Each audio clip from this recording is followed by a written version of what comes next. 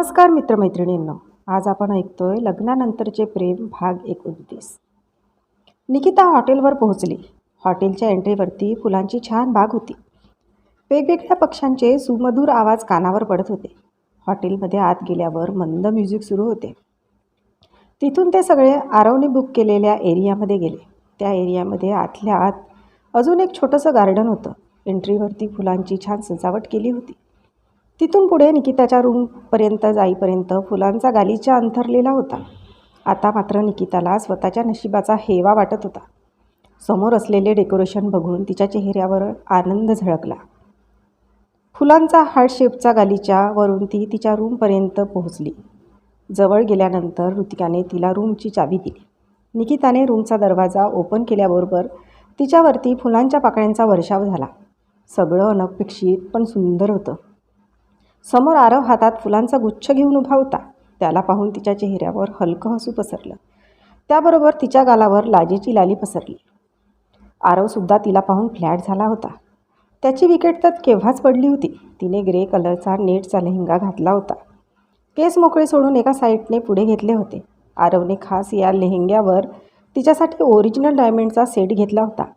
Red कलरची lipstick, डायमंडचे लांब कानातले, चेहऱ्यावर आलेला ग्लो आणि सिंपल केलेला मेकअप यामुळे ती खूप मोहक दिसत होती. आरवची तर तिच्यावरून नजर हटत नव्हती. आरवने तिला हातातला बुके दिला आणि तिचं वेलकम केलं. तिच्या मामीने तिला खोपरकळी मारून खुणावले तशी ती गोड लाजली. मामा, मामी, गुंडू, या तुम्हाला मी तुमच्या रूम दाखवते, ऋतिका म्हणाली. सगळे तिच्या मागे गेले. निकिता रूममध्ये आली. वेलकम माय लाईफ लाईन, आरव म्हणाला. थँक्यू. किती काय काय केलं आहे आरव तुम्ही. खरंच गरज नव्हती इतकं काही करण्याची, निकिता म्हणाली. ये तो बस शुरुआत है, अभी बाकी बहुत सरप्राईज बाकी है, आरव फिल्मी अंदाजात बोलला. आरव असं बोलून ती छानशी लाजली. आता 6:30 झालेत. तू थोडा फ्रेश होऊन आराम कर, तयार हो. आपण 9ला भेटू. हे घे, असं बोलून त्याने तिला एक बॉक्स दिला. हे काय आहे. मी गेल्यानंतर पहा, बाय, आरव म्हणाला. बाय. निकिताने दार लावून घेतलं. तिने बॉक्स ओपन केला. आता आत सुंदर असा रेड कलरचा हार्ट शेप कलरचा शॉर्ट वन पीस होता. त्याच्याकडे पाहून ती मनातच बोलली, यांना माझ्या मनातलं सगळंच कसं कळतं. माझी खूप इच्छा होती शॉर्ट्स घालायची, पण आम्ही राहतोच ना खेड्यात. थोडं मॉडर्न वागले तरी मला नावं ठेवायचे. असले कपडे घातले असते तर त्यांनी ते मला बहिष्कृत केले असते. स्वतःशी हसत संवाद साधत होती ती. 8 वाजले तशी ऋतिकाने तिच्या रूमच्या दरवाजावर थाप मारली. निकिता नुकतीच फ्रेश होऊन आली होती. तिने दरवाजा ओपन केला. ऋतिकाला बघून तिला थोडं हायसं वाटलं.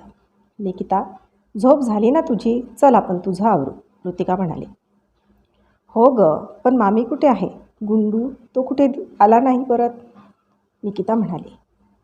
अगं सगळे फ्रेश होऊन नुकतेच बाहेर पडलेत. हॉटेल बघत मुलांना खेळायला घेऊन गेले. इथे प्ले झोन आहे, तिथे गेलेत. लहानांपासून मोठ्यापर्यंत इथे फन गेम आहेत. गुंडू तर दादाने त्याला कसं खेळायचं दाखवल्यापासून तिथेच आहे, ऋतिका म्हणाली. ये इथे कसं काय आहे हे सगळं, आणि खर्च पण जास्त होत असेल ना, निकिता थोडं टेन्शनमध्ये येऊन बोलली. तिला वाटलं आता मामाच्या खिशावर ताण येणार. अगं हे हॉटेल लग्न, बर्थडे, रिसेप्शन अशा कार्यक्रमांसाठी प्रसिद्ध आहे. कोल्हापुरातले सगळे ग्रँड वेडिंग पार्टीज शक्यतो इथेच होतात आणि त्यांच्या पॅकेजमध्ये हे प्ले झोन आहे. त्यामुळे त्याचं इतकं काही नाही. शिवाय लग्नात लहान मुलं कंटाळतात ना, मग आईबाबांना नीट एन्जॉय करता येत नाही. त्यामुळे ते इथे मुलांना सोडतात. हॉटेलकडून खात्रीचा स्टाफ त्यांच्यावर लक्ष ठेवतो. शिवाय CCTVही आहेतच, त्यामुळे मुलांकडे लक्ष देत राहावं लागत नाही, ऋतिका म्हणाली. निकिताच्या मनावरचं दडपण कमी झालं होतं.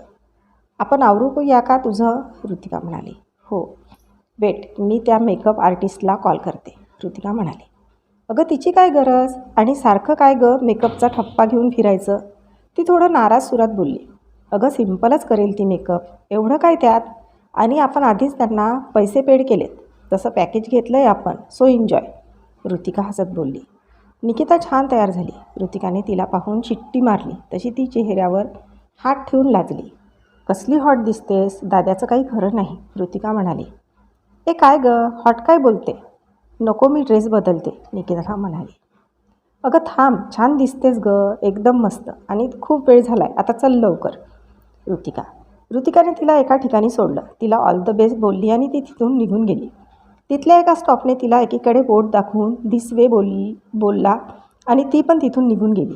निकिता पुढे चालत होती, पण पुढे सगळीकडे अंधार होता. तिने एक दोनदा आरवला हाक मारली. नंतर तिने आपला एक पाय त्या अंधारात ठेवला. तिचा हाय हिलच्या आवाजाने तिथल्या थोड्या भागात लाईट लागली. तिच्या प्रत्येक पावलाबरोबर लाईट्स लागत होते. तिच्या चेहऱ्यावर आनंद, हसू, आश्चर्य आणि लाज अशा सगळ्या भावनांची गर्दी झाली होती. डोळ्यात चमक, थोडं पाणी आणि आरवबद्दल वाटत असणारं प्रेम दिसत होतं. तिने ते कितीही अमान्य केलं तरी फोटोग्राफर तिच्या चेहऱ्यावरचे प्रत्येक एक्सप्रेशन टिपत होता, तेही तिच्या नकळत. थोडं पुढं गेल्यानंतर तिला थोडी सजावट आणि टेबलपाशी थांबलेला आरव दिसला. जमिनीवरती रेड हार्ट शेप्स होते. बाजूला कॅन्डल लावले होते. आरव तिचीच वाट पाहत होता. निकिताला या रूपात बघून त्याच्या हृदयाचा ठोका चुकला होता. लुकिंग ब्युटिफुल, सच अ मार्वलस ब्युटी, तो तिला म्हणाला. निकिता गोड लाजली. तिच्या हृदयाची धडधड थांबेना. आधीच त्याने घातलेला व्हाईट शर्टमध्ये तो खूपच हॉट दिसत होता, त्यामुळे तिची नजर वर होत नव्हती. त्यात आता तिचं हृदय बाहेर पडतं की काय असं तिला वाटत होतं. आरवने चेअर ओढली. ती त्याच्याजवळ बसली. तोही तिच्या समोर जाऊन बसला. निकिता बघ ना माझ्याकडे. आरव. तिने हळूच आपल्या पापण्या वरती केल्या. आवडलं ना तुला? आरव म्हणाला. खूप छान आहे सगळं. मला मी स्वप्नात असल्यासारखं वाटतं. तुम्ही खूपच स्पेशल ट्रीट करताय मला. खरंच इतकं प्रेम करता? निकिता म्हणाली. खूप प्रेम करतो, आणि किती आणि कधीपासून करतो हे तुला कळण्यासाठी तुला थोडं वाट पाहावी लागेल, आरव हसत बोलला. मला कळतं सगळं, निकिता म्हणाली. मग माझ्या प्रपोजला होकार कधी देणार? तुम्हाला पण थोडी वाट पाहावी लागेल, निकिता मिश्किल हसत बोलली. डान्स? आरव तिच्यासमोर हात करत बोलला. तिनेही हसतच हातात हात दिला. त्याबरोबर तिथे गिटार आणि व्हायोलिन वाजवणारे दोघेजण आले.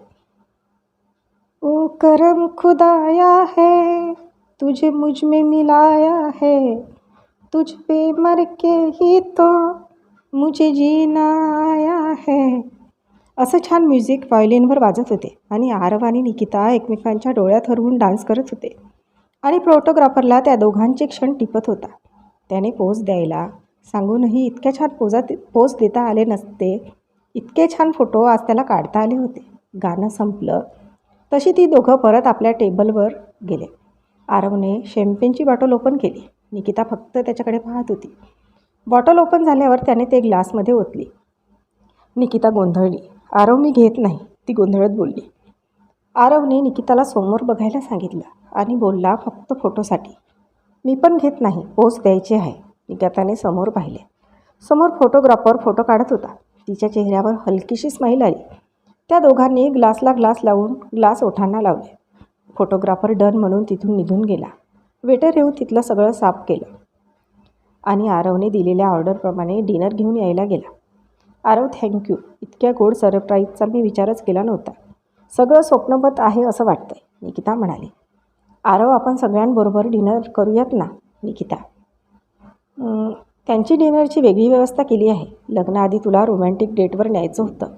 तू तर तशी तयार झालीच नसती, म्हणून आज केला प्लॅन. पण तुला त्यांच्याबरोबर जेवायचं असेल तर जाऊयात आपण, आरव म्हणाला. आरव इतकं पण समजूतदार नसावं. आपण दोघेच डिनर करतोय, निकिता हसत बोलली. तसा आरव रिलॅक्स झाला. वेटरनी त्यांना डिनर सर्व केला. प्लेटमधील तिच्या आवडीचे पदार्थ बघून तिला आरवचं कौतुक वाटलं. यांनी काय माझा अभ्यास केला आहे का? ती मनातच बोलली. अभ्यास नाही केला, पण आपण ज्याच्यावर प्रेम करतो ना, त्याचे मन, भावना, त्याच्या आवडीनिवडी सगळं आपोआप समजतात आपल्याला, आरव. निकिता परत मनात काही विचार न करता तिने त्याला एक स्माईल दिली. स्टार्ट करूया, नाहीतर जेवण थंड होईल, आरव म्हणाला. निकिताने फक्त होकारार्थी मान डोलवली. दोघांनी डिनर केलं. आरवने तिला तिच्या रूमपर्यंत सोडलं. आरव, आजची इव्हिनिंग नेहमी लक्षात राहील. ही माझ्या लाईफमधली सगळ्यात खास आणि बेस्ट इव्हिनिंग होती. थँक्यू, निकिता म्हणाली. थँक्स नको बोलू. आणि अशा खूप इव्हिनिंग इथून पुढे आपल्या लाईफमध्ये येतील, आरव म्हणाला. Bye, Nikita. Bye, love you, good night, Aarav म्हणाला. Good night, Nikita. आरव तिला बाय करून पुढे गेला. काही आठवून तू परत आला. तुझ्या पलीकडील रूम ऋतिकाची आहे, तिच्या पलीकडील मामा मामी आणि तुझ्या जवळची रूम माझी आहे. काही लागलं तर सांग. पण मी आत्ता जातोय घरी. उद्या सकाळी ये. चल बाय, आरव म्हणाला. आरव जाणार म्हटल्यावर निकिताच्या मनाची हुरहुर वाढली. आरवने जाऊ नये असं वाटत होतं, पण ती काही बोलली नाही. उद्या सकाळी कधी येणार? अगं काही विधी आहेत. तसंही मेहंदीमध्ये माझं काही काम नाही. तरीही 11 वाजता कार्यक्रम सुरू होईल तेव्हा हजर असेन मी. बाय, आता झोप लगेच. सकाळी अजून सरप्राईज असेल, आरव म्हणाला. निकिताने डोळे विस्पारले. आरव फक्त हसला. बाय. पोहोचल्यावर मेसेज करा, मी वाट पाही, निकिता म्हणाली. आरवही बाय करून निघून गेला. दादा, तुझा बाय तुझ्याजवळ ठेव. कधीपासून बाय म्हणत आहेस, पण तुझा पाय काही निघत नाही. थांब ना इथेच, ऋतिका त्याची खेचत बोलली. त्याने तिला एक रागीट लुक दिला आणि तिला काही खुणवून तो बाहेर पडला. ऋतिका तिच्या रूममध्ये गेली. निकिता फ्रेश होऊन चेंज करून आली आणि ती रूम लॉक करून मामा मामींच्या रूमवर गेली. त्याच्याशी बोलून ती रूमवर परत आली. मामा मामींनी चिडवल्यामुळे ती लाजून लाल झाली होती. रूममध्ये आली तर तिचा चेहरा ब्लश व्हायचा थांबत नव्हता. आरवचा पोहोचलो असा मेसेज मिळाला तशी ती बेडवर पहुडली. आजची सायंकाळ आठवत ती झोपी गेली. काल रात्री झोप न झाल्यामुळे आणि दिवसभर दगदग झाल्याने तिला लगेच झोप लागली. नेहमीच्या सवयीने ती आज पण लवकर उठली. 6 वाजता दारावर टकटक ऐकू आली. तिने दरवाजा ओपन केला. ऋतिका आळसावलेल्या चेहऱ्याने नाईट ड्रेसवर हातात बॅग घेऊन उभी होती. निकिता, हे घे, पटकन तयार हो. दादा येणार आहे आणि सॉरी, मी आज सोबत नाही येऊ शकत. मला खूप झोप आली. दादा येईल थोड्या वेळात. आवर तुझं. बोलून ऋतिका पण निघून गेली. निकिताने बॅग घेतल्या. त्यातला एक ड्रेस घेऊन ती आंघोळीला गेली. तिचं आवरून झालं तेव्हा आरवचा कॉल आला. तशी ती बाहेर आली. आरवने गाडीचं दार ओपन केलं. ती आत बसली. आपण कुणीकडे चाललो आहे? कशासाठी इतक्या सकाळी जातो? ती प्रश्न विचारत होती. कळेल असं बोलून त्याने पुढे लक्ष दिलं. काही वेळाने ते एका ठिकाणी थांबले. सकाळचं प्रसन्न वातावरण होतं. धुकं पडलं होतं. पक्ष्यांचा किलबिलाट होता. हे सगळं बघून निकिता खूप खुश झाली. फोटोग्राफर बघून तिने प्रश्नार्थी नजरेने त्याकडे पाहिलं. फोटो काढतोय आपण, तो इतकंच बोलला आणि त्याचा फोटोशूट सुरू झाला. फोटोशूट आवरल्यावर ते हॉटेलवर परतले. आरव तिला तिथे सोडून ऋतिकाला घेऊन घरी आला. आत्तापासून ऋतिका आरवसोबत असणार होती. घरी मुहूर्तमेढ रोवून तिला मेहंदी घेऊन 11 वाजता परत हॉटेलवर पोहोचायचं होतं. काका काकी शिव रात्रीच घरी पोचले होते. निकिता आवरून फ्रेश झाली. वेटरने त्यांना चहा नाश्त्याची सोय केली. संभाजी पण सकाळीच आले होते. इवाना 10 वाजत आले होते. निकिता वाट पाहत होती तिच्या घरच्यांची. कधी एकदा आईबाबांना बघते असं झालं होतं. आणि इथून पुढे आपली प्रत्येक मॉर्निंग आईबाबांना न पाहता होणार या विचाराने तिच्या डोळ्यात पाणी आणि अंगावर काटा आला होता. तिच्या रूमचं दार वाजलं तसं तिने दार उघडलं. समोर श्रेया, आईबाबा आणि तिच्या मैत्रिणींना पाहून चेहरा खुलला. संभाजी येऊन सगळ्यांना चहा नाश्त्यासाठी घेऊन गेले. आरव भाचा होता त्यामुळे पाहुण्यांना काय लागेल काय नाही हे पाहण्याची जबाबदारी त्यांची होती. सगळे गेले आणि मेकअप आर्टिस्ट आली. निकिता छान तयार झाली. श्रेया आणि तिच्या बाकीच्या मैत्रिणी तिला घेऊन मेहंदी काढायच्या ठिकाणी आल्या. मेहंदीसाठी छान सजावट केली होती. ऋतिका शगुनची मेहंदी घेऊन आली तशी मेहंदी काढणाऱ्या मुलींनी निकिताच्या हातावर मेहंदी काढायला घेतली. मेहंदी काढणाऱ्या एक्सपर्ट असल्यामुळे काही मिनिटांमध्ये त्यांनी तिच्या हातावर पायावर मेहंदी काढली. दोन्ही हात आणि पाय सुकवायला ठेवत ती बसली होती. 12 वाजले तरी आरव कुठे दिसत नव्हता. ती नजरेनेच त्याला शोधत होती. अहो, निकिताला भूक लागली असेल. तुम्ही मला जेवणाचे कुठे आहे ते सांगा. आणि या बाकीच्या पोरी पण जेवल्या ना, त्यांना पण जेवण करायला सांगा आणि मेहंदी काढायला सांगू. या आलेत त्याचं मुली मेहंदी काढणार का सगळ्यांच्या हातावर? आई म्हणाली. हो, चल तुला जेवणाचं दाखवतो. मुलींनो चला जेवण करा आणि मग बाकीचं बघू, श्रीधरराव म्हणाले. सगळे जेवणाच्या ठिकाणी गेले. निकिताला खूप भूक लागलेली. त्यात हात अंतराळी धरून तिचं अंग उघडलं होतं. त्यात घातलेला ड्रेस हेवी होता. ती नजरेने आई किंवा बाबा दिसतात का पाहत होती. थोड्या वेळाने निकिताची आई जेवणाचं ताट घेऊन आली. तिच्यासोबत श्रीधरही होते. त्या ताटात ताट घेऊन तसाच उभ्या होत्या आणि समोर पाहू लागल्या. श्रीधरला कुठे पाहतात तिकडे पाहिलं आणि दोघांच्या डोळ्यात पाणी आलं. समोर आरव निकिताला आपल्या हाताने भरवत होता. ताटाकडे पाहिल्यावर समजत होते की निकिताचं अर्ध जेवण झालं होतं. निकिता पण लाजत खात होती. तिची तर त्याच्याकडे पाहायची हिंमतच होत नव्हती. अरे आई बाबा, या ना. मला वाटलं तुम्ही अजून आला नाही. म्हणून विचार केला निकिताला भूक लागलेली असेल तर आपण जेवण देऊ. पण बघा ना, ही नीट खात नाही. आई तुम्ही भरवा हिला, तो त्यांच्या हातात ताट देत बोलला. निकिताच्या आईने श्रीधरच्या हातात ताट दिलं. आरववरून बोटं फिरवून मोडली. आज दोघेही आपल्या लेकीसाठी खुश होते. आरवने त्यांच्या हातात ताट दिलं आणि दोघांच्या पाया पडून तो आपल्या रूमवर गेला. निकिता लाजून लाल झाली होती आणि आई आणि बाबा दोघेही तिच्याकडे पाहत होते. तुम्ही दोघं असं नका ना पाहू, निकिता म्हणाली. आईने तिची दृष्ट काढली. खूप खुश आहोत आम्ही, आई म्हणाली. तिने अलगद मिठी मारली आईला. डोळ्यातून अश्रू येत होते. आईने तिच्या डोक्यावरून मायेने हात फिरवला. सगळे जेवण करून आले. बाकीच्या मुलींनी मेहंदी काढली आणि सगळे आराम करायला निघून गेले. संध्याकाळी संगीत होतं, त्याची तयारी करायची होती. आणि आजच आरवच्या घरचे तसेच सगळी पाहुणे मंडळी संध्याकाळी हॉटेलवर येणार होते. तर आजचा भाग इथपर्यंतच. भेटूया पुढच्या भागात लवकरच. तोपर्यंत आमच्या या भागाला लाईक आणि कमेंट्स करायला विसरू